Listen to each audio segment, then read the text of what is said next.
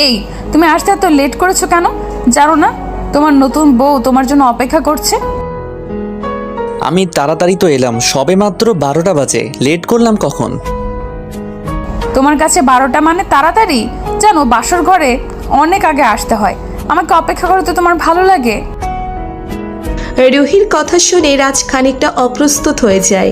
বাসর রাতে কত তাড়াতাড়ি আসতে হয় বা এসে কি করতে হয় সে সম্পর্কে রাজের তেমন কোনো ধারণা নেই। রাজ নিজের বন্ধুদের সাথে আড্ডা দিয়ে বাসর ঘর এসেছে। রাজ রুহির কথা শুনে অপ্রস্তুত হয়েছে, কারণ রাজ জানতো মেয়েরা লজ্জাবতী হয়ে থাকে, লজ্জাই তাদের ভূষণ। তবে রুহির কথাগুলোতে তো বেশ ভালোই প্রকাশ পাচ্ছে রুহির মাঝে লজ্জার ছিটে ফোটাও নেই। রাজ একটা ঢোক গিলে নিয়ে রুহির দিকে হাঁ হয়ে তাকিয়ে আছে। রুহির রাজকে এমন হাঁ হয়ে থাকতে দেখে কৌতূহলী কণ্ঠে রাজকে উদ্দেশ্য করে বলে উঠল, এমন হা হয়ে আছো কেন? আমায় বুঝি তোমার পছন্দ হয়নি? আমার সাজ কি ভালো লাগেনি তোমার? এই না না, স্বাস্থ্য ঠিক আছে, তবে নৈতিকতার অভাব আছে মনে হচ্ছে। নৈতিকতার অভাব মানে? আমার মাঝে তুমি অনৈতিক কি দেখেছো? অনৈতিক বলতে আমার কথাটা ভুলভাবে নিও না। তোমার সাথে আমার প্রথম দেখা হবার পর সালাম দিতে হয়, এটা কি ভুলে গিয়েছো? তুমি আমার সাথে মানে কি বুঝতে পারলাম না তো।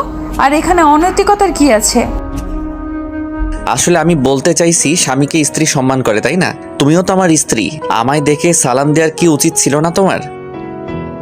ও আচ্ছা, আমি সালাম দেইনি বলে তুমি এই কথাটা বলেছো? মানে আমি তোমায় সালাম দিলে তোমার সেটা ভালো লাগতো? সালাম দেয়াটা তো সুন্নত, আর আমি সুন্নত কাজ আদায় করব না? তাছাড়া সালাম অর্থ শান্তি, তুমি আমার শান্তি চাও না? একদম চাই না ওসব সালাম দেওয়া, লজ্জা পাওয়া, পা ধরে কান্নাকাটি করা, এসব আমার দ্বারা হবে না। রুহির এই কথাটা যেন সজোরে এসে রাজের বুকে একটা ধাক্কা দিল। রাজ নিজের কানকে বিশ্বাস করতে পারছে না, এ কোন রুহি? রাজ আর রুহির লাভ ম্যারেজ হয়েছে। তাদের বিয়ের আগে প্রায় 3 বছরের প্রেমের সম্পর্ক ছিল। এই প্রেমের সম্পর্কের মাঝে তো রুহি রাজকে সবসময় সম্মান করত, ভালো করে কথা বলতো। তবে আজ রুহি এমন আচরণ করছে কেন? রাজ কিছুই বুঝতে পারছে না। রাজ রুহির দিকে আবারও হাঁ করে থাকতে দেখে এবার রুহি খানিকটা বিরক্ত হলো। রুহি বিরক্তির কণ্ঠে রাজকে উদ্দেশ্য করে বলতে লাগলো, লে আবারও আমার দিকে হা করে তাকিয়ে আছে। বলি এমনিই তো এসেছো লেট করে, এখন যদি হা করে দাঁড়িয়ে থাকো তবে আসল কাজ হবে কখন? রুহি, তোমার কি হয়েছে বলবে আমায়? সারাদিনের ধকলের কারণে কি তোমার শরীর খারাপ লাগছে? ও মা, আমার শরীর আবার খারাপ লাগতে যাবে কেন? আমি তো একদম ঠিক আছি, ফিট আছি, আমার কিছু হয়নি। যদি তোমার কিছু না হয়ে থাকে তো তোমার কথাবার্তা এমন হয়ে গেছে কেন? তোমার কথাগুলো শুনে আমার মাথা ঘুরছে রুহি। লেবু শরবত খাবে? মাথা ঘোরা বন্ধ হয়ে যাবে। তুমি আমার সাথে মজা করছো? মানে আমি সত্যি বুঝতে পারছি না কিছু, আর তুই মজা নিয়ে যাচ্ছ? আমি মজা দিব না তো কি করব? তুমি তো বাসর ঘরে এসে আমার সাথে মজা নেওয়া শুরু করে দিয়েছো। আমি কিছু বললেই দোষ, তাই না? আচ্ছা রুহি, আমরা এসব কথা আপাতত ভুলে যাই, রাত অনেক হয়েছে, এখন চলো ঘুমিয়ে পড়ো। হোয়াট, খেপেছো নাকি? বাসরাতে কি কেউ ঘুমায়? বাসরাতে সবাই করে, আমরাও করব। নো ঘুম। কি কি করবে? আমি তো বুঝতে পারছি না তোমার কথা। আরে ভয় পাও কেন? গল্প করব, গল্প। তুমি আসলেই বোকা, আমি কি তোমার ইজ্জত লুটে নেব নাকি পাগল? এসো বসো, আমি ঘুমটা দিচ্ছি। আমার ঘুমটা তুলে ভালো করে আমার দিকে তাকিয়ে আমার রূপের বর্ণনা দাও। রুহি কথাটা বলতেই নিজের মুখটা ঘোমটার আড়ালে নিয়ে গেল। রাজ থ হয়ে তাকিয়ে আছে। রাজের কাছে মনে হচ্ছে হয়তো সে ঘুমিয়ে আছে, আর এটা কোনো স্বপ্ন। কারণ এতদিনের ভালোবাসার সম্পর্কে আবদ্ধ থাকার পর রাজ রুহিকে বেশ ভালোই চিনতে পেরেছে।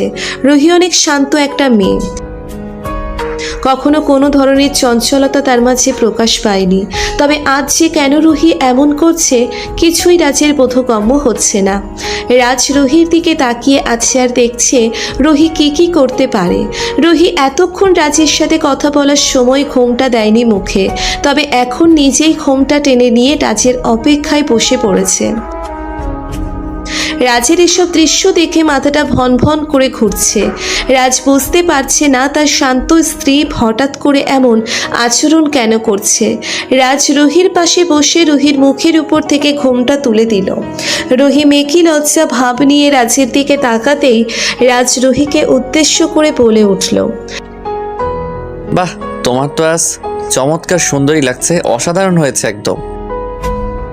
তোমার জন্যই তো সেজেছি এই ভিন্ন রূপে। এইসব কিছুর কারণ শুধুমাত্র তুমি। জি, এখন এক কাজ করো, শাড়িটা চেঞ্জ করে নাও। এত ভারী শাড়ি পরে থাকতে তো তোমার মনে হয় কষ্ট হচ্ছে। জি, আমার তো কষ্ট হচ্ছে। তুমি একটু কষ্ট করে শাড়িটা চেঞ্জ করে দাও না। এই কি সব কথা বলছো তুমি? আমি তোমার শাড়ি কি করে চেঞ্জ করব? আমি পারবো না কিছু করতে। তুমি না পারলে কে পারবে শুনি? যেটা বলেছি সেটাই করো, আমার মাথা গরম করিও না। রুহি, আমি শিওর তোমার মাথাটা পুরো গেছে। তা না হলে এমন উল্টাপাল্টা কথা তুমি কি বলতে পারতে? আমার মাথা তো অনেক আগেই গেছে। আর স্বামীর কাছে আমার আবদার থাকবে না তো কার কাছে থাকবে শুনি? তুমি আমার আবদার রাখবে কি রাখবে না সেটা বলো। আমি সত্যি এখন চলে যাব? মানে আমায় এখন ফোর্স করা হচ্ছে? আমি আর এখানে এক দ্বন্দ্ব বসবো না। রাজ কথাটা বলতেই বিছানা থেকে উঠে পড়ল। ওইদিকে রুহি যেন রাজকে এমন টর্চার করে ভীষণ শান্তি পাচ্ছে। রুহির প্রচণ্ড হাসি আসছে রাজের এমন কাণ্ড দেখে। তবে এখন হাসা বারণ, এখন হাসি দিলে সব শেষ হয়ে যাবে। রাজ বিছানা থেকে উঠে পড়তেই রুহি দুম করে রাজের হাত ধরে ফেলল। রাজের হাত ধরে রুহি একটা হ্যাচকা টান দিয়ে রাজকে নিচের দিকে টান দিল। রুহির এমন হ্যাচকা টানে রাজ দাঁড়িয়ে থাকতে পারল না, আবারও নিজের জায়গায় ধপাস করে বসে পড়ল। রাজ নিজের জায়গায় বসে পড়তেই রুহি ভ্রুকুচকে রাজকে উদ্দেশ্য করে বলতে লাগলো, এমন করে কেউ নতুন বউয়ের সাথে? তোমার মধ্যে কি মায়া দয়া ভালোবাসা বলতে কিছুই নেই? আমার মধ্যে সব কিছুই আছে, তবে প্রকাশ করতে পারছি না যেন কিছুই। কেন প্রকাশ করতে পারছো না? আমি কি তোমার স্ত্রী না?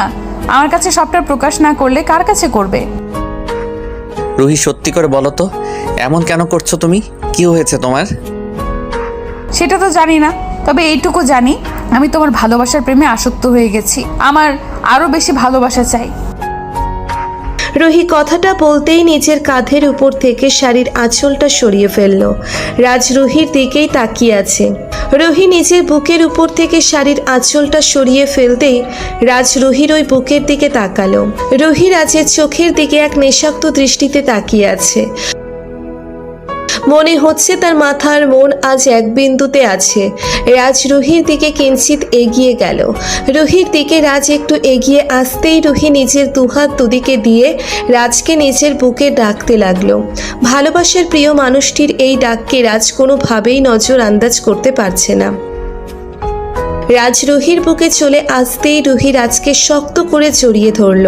রাজ এই প্রথম নিজের বুকের মাঝে এক অদ্ভুত শান্তি অনুভব করছে।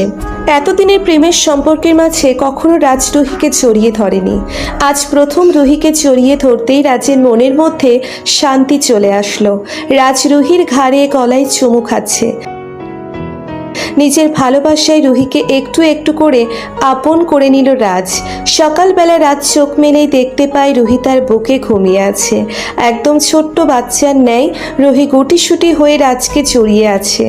রাজ রুহির ঘুমন্ত মুখটার দিকে কিছু সময় একদৃষ্টিতে তাকিয়ে থেকে আলতো করে রুহির কপালে নিজের ঠোঁটজোড়া ছুঁয়ে দিল। রাজ রুহির কপালে তার ঠোঁটজোড়া ছুঁয়ে দিতেই রুহি একটুখানি কেঁপে উঠল। রাজকে রুহি আরও একটু শক্ত করে জড়িয়ে ধরতেই রাজ রুহিকে উদ্দেশ্য করে বলতে লাগলো, কি হলো, আরো শুয়ে থাকবে? ফ্রেশ হবে না বুঝি? আমার ইচ্ছে করছে না ফ্রেশ হতে যেতে। আমি সারা দিন রাত এই বুকে থেকে শান্তি নিতে চাই। তাই পাগলি আমার, এখন উঠে পড়ো, ফ্রেশ হয়ে নিয়ে নাস্তা করতে যেতে হবে। আরো একটু শুয়ে থাকি না প্লিজ? আর একটু না, উঠো বলছি ফাজিল। রাজ রুহিকে অনেক বলে ঘুম থেকে উঠল। রাজ রুহিকে ঘুম থেকে উঠিয়ে নিচে চলে যায় ফ্রেশ হতে। রাজ ফ্রেশ হতে চলে যেতেই রুহি বিছানায় কিছু সময় শুয়ে থেকে অতঃপর নিজেও ফ্রেশ হতে চলে গেল। রাজ ফ্রেশ হয়ে রুমে এসে রেডি হয়ে নিচ্ছে। কিছু সময় পর রাজের পিছন থেকে রুহি রাজকে উদ্দেশ্য করে বলে উঠল, এই রাজ, এদিকে দেখো না আমার দিকে। কেন, কি হয়েছে? রাজ পিছন ফিরে রুহির দিকে তাকাতেই চমকে উঠল। রুহি একটা টাওয়াল পেঁচিয়ে দাঁড়িয়ে আছে। রাজ রুহির এমন অবস্থা দেখে চমকে উঠল। রাজ প্রশ্নসূচক কণ্ঠে রুহিকে উদ্দেশ্য করে বলল, টাওয়েল পরে আছো কেন? শাড়ি পরে নাও, নিচে যাবে না বুঝি? তোমার মাথার কি সবটার ছিঁড়ে গেছে? জানো না আমি শাড়ি পরতে পারি না? আমি কি করে শাড়ি পরবো? শাড়ি পরতে পারো না মানে? এত বড় হয়ে গেছো এখনো এটা পরতে পারো না? পারি না তো কি করব? তুমি নিচে যাও, আমি এখানেই থাকছি, ঠিক আছে? এটা কোনো কথা হলো? মানে আমি নিচে যাব একা আর তুমি এখানে বসে থাকবে? আর কোনো কাজ নেই? ওয়েট, আমি কাউকে বলে দিচ্ছি তোমায় শাড়ি পরিয়ে দিতে। কাউকে কিছু বলতে হবে না। আমি তো আর সেই সৌভাগ্যে নেই যে কেউ এসে আদর করে শাড়ি পরিয়ে দিবে আমায়। আমার শাড়ি আমাকেই পরতে হবে। সেটাই তো বলছি, অন্য কাউকে বলছি তোমায় শাড়ি পরিয়ে দিতে, ঠিক আছে তো? না, ঠিক নেই, তুমি পরিয়ে দাও। আর কাউকে পরিয়ে দিতে হবে না। আমি কি করে পরিয়ে দিব? আমি তো পারি না পরাতে। তুমি ঠিক পারো, আমি বলেছি বলে পরিয়ে দিতে চাইছো না, এটাই হচ্ছে কথা। ঠিক আছে, পরিয়ে দিও না, আমি এমন করেই বসে থাকি। রুহি কথাটা বলতেই রাগ করে গাল ফুলিয়ে বসে থাকলো। রাজ রুহির দিকে তাকিয়ে মুচকি মুচকি হাসছে। রুহির এমন বায়না শুনে রাজ আর কি করবে? তাছাড়া রুহি সব সময় এমনটাই করে। রুহির সব কিছুতেই রাজকে চায়। রাজ টেবিলের উপর থেকে রুহির শাড়িটা নিয়ে রুহির দিকে এগিয়ে এলো। রুহির সামনে এসে রাজ রুহিকে বলল, চলো উঠে দাঁড়াও, আমি পরিয়ে দিচ্ছি। খারাপ হলে পরে আমার দোষ দিতে পারবে না। তুমি পরিয়ে তো দাও আগে, তারপর আমি দেখছি খারাপ হয় নাকি ঠিক হয়। দাঁড়াও। রাজ শাড়িটা ধরে একে একে রুহিকে পরিয়ে দিতে লাগলো। রুহি নিচের শাড়ি পরতে পারে না, তাই রাজের থেকে হেল্প নিচ্ছে। কিন্তু রাজ ভয় পাচ্ছে এটা বিষয় নিয়ে যে রুহির শরীরে যদি রাজের স্পর্শ লেগে যায় তখন তো রুহি অন্য কিছু মনে করবে। রাজ খুব চিন্তায় আছে। তবে নিজেকে শান্ত করে রাজ ভাবলো যা হবে হবে, এখন কাজটা ঠিক করতে হবে। রাজ রুহিকে শাড়ি পরিয়ে দিল। শাড়ির কুচি ঠিক করে দিয়ে রুহির নাভির নিচে গুজে দিতে নিতেই আচমকা রুহির নাভির সাথে রাজের হাতের স্পর্শ লেগে যায়। আচমকা রাজের হাতের স্পর্শ পেতেই রুহির চোখ জোড়া বন্ধ হয়ে যায়। রুহি চোখ বন্ধ করে রাজের চুলের উপর নিজের হাত রেখে রাজের চুল খামচে ধরল। রাজ রুহির এমন কাজ দেখে রুহির দিকে তাকিয়ে প্রশ্নসূচক কণ্ঠে রুহিকে উদ্দেশ্য করে বলল, কি হয়েছে, এমন করছো কেন? জানি না, তুমি আমার নাভিতে স্পর্শ করলে কেন?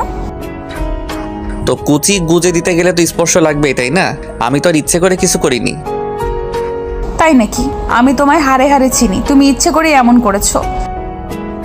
তাই নাকি? আচ্ছা, তাহলে নিজেই পরে নিতে, আমি তাহলে আর কিছুই করতাম না।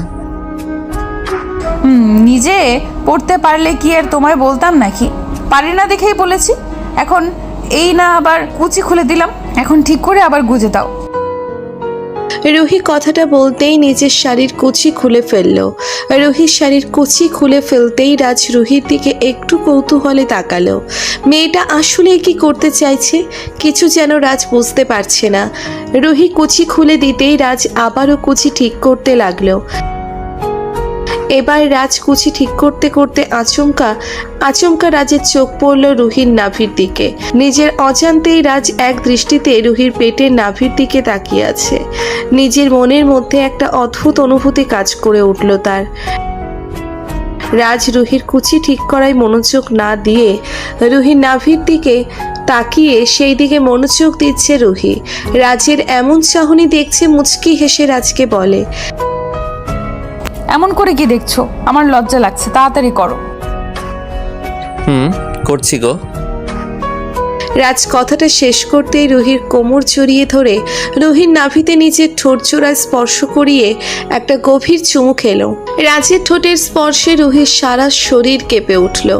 রুহি চোখ বন্ধ করে রাজের চুলগুলো চেপে ধরে রাজের মাথাটা নিজের নাভির সাথে চেপে ধরল। রাজ পরম আবেশে রুহির নাভিতে আদর করে দিল। সত্যি স্বামী স্ত্রীর ভালোবাসার মতো পবিত্র ভালোবাসা আর কিছু হতে পারে না। রাজ রুহিকে আদর করে দিয়ে শাড়িটা পরিয়ে দিল রুহিকে। অতঃপর আর কি, রুহিকে নিয়ে নিচে চলে গেল রাজ।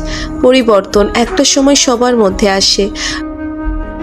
রুহি যেমন আজ আর আগের মতো নেই, রুহির সব কিছুতেই পরিবর্তন হয়েছে। ঠিক তেমন করে সকলেরও সব কিছু একটা সময় পর পরিবর্তন হয়। ভালোবাসা এমন কটা জিনিস যেটাকে পরিবর্তন করা যায় না।